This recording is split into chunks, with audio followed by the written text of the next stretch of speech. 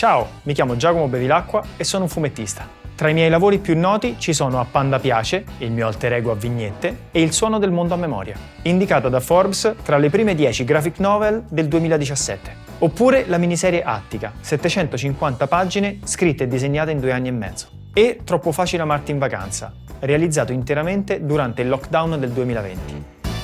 Le idee si annidano ovunque e come creativo sono perennemente a caccia. Appanda Piace, ad esempio, è nato per caso, come striscia da mostrare soltanto agli amici. Mi aiutava a concentrarmi sulle cose positive del mondo, ma presto si è creato un seguito sempre più numeroso e adesso il mio panda rappresenta una piccola oasi di felicità per tante persone.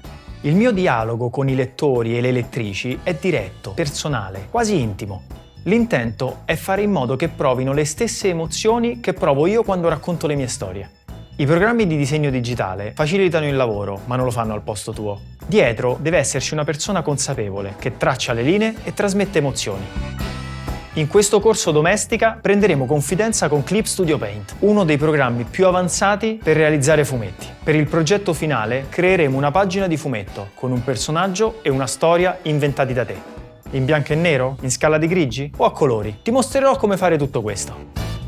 Partiremo subito con l'organizzare il tuo workspace e gli shortcut. Costruirai così il foglio di lavoro, dividendolo in vignette all'interno delle quali darai vita alla tua storia. Poi ti farò una panoramica dei tool di base di Clip Studio Paint, dai livelli agli inchiostri, dai riempimenti ai righelli prospettici, fino all'uso della scala di grigi e dei colori. Il tutto mostrato attraverso le vignette di Appanda Piace. Quindi aggiungeremo il testo nei balloon e completeremo il nostro fumetto firmandolo ed esportandolo. Alla fine del corso ti potrai divertire a creare i tuoi fumetti con Clip Studio Paint.